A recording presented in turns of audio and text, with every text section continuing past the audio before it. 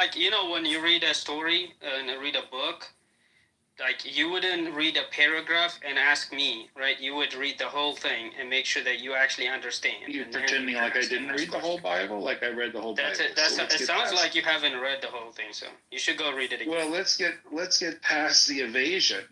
What did the Egyptian children do that deserved them to die? And I want to be very specific here. I want to talk about the Egyptian child of the woman who was in a prison, like an abandoned child because her parents are in the prison. This is in the text, and this child, God kills them. So I want to report what you think the child of the prisoner did that deserved God killing them in the middle of the night. What prisoners? You need me to read the Bible to you? Just hold on, I'll read the Bible to you. Sure, go ahead. Spark my brain.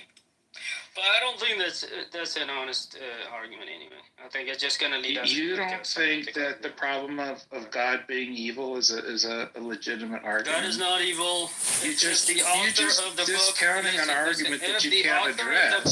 If the author of the book decides to write a story in which that is befitting to him, just because you read the story doesn't mean the author is evil, right? And so again, we live in a story that God created and that he does what he wills and therefore is not evil. Right, nothing that happens is evil, I agree you live in a story. Yeah, nothing at all, right? Nothing at all that happens is evil, right? Now you and I would fit within that evil nature because we are acting outside of God's will.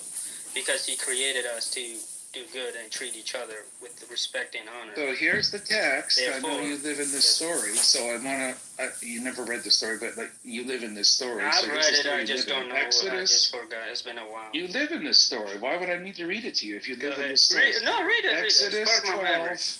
Not that I have a problem with it anyway, but go ahead. Exodus 12, verse 29. At midnight, the Lord struck down all the firstborn in Egypt, from the firstborn of Pharaoh. No, the prisoner ones. What are you talking about? The prisoner ones. You mentioned about the two prisoners. Yeah, from the firstborn of Pharaoh. They were not prisoners. Those are the Pharaoh children. You gotta wait for you gotta wait for the whole verse to be read, and then you can object because your objections are silly. At midnight, the Lord struck down all the firstborn in Egypt, from the firstborn of Pharaoh who sat on the throne to the firstborn of the prisoner who was in the dungeon, and the firstborn of all the livestock as well. So there's two questions to you here. What did the firstborn of the prisoner do exactly to deserve being killed? And also, he is an Egyptian. What did the firstborn of the livestock do? Oh, so God kills people based on ethnicity, so he's a racist motherfucker. Awesome. Yes. And that's... God is the original racist. No, he's not. Yes, he is. He has specific people that he chose to be his own. God kills people just because of their ethnicity. Are you standing by this? I can't. You're an atheist, so you don't. Well, you haven't even read the Bible, apparently. Benjamin, may I ask you a couple of questions? Really quickly, what did God do? What did God say to create Israel?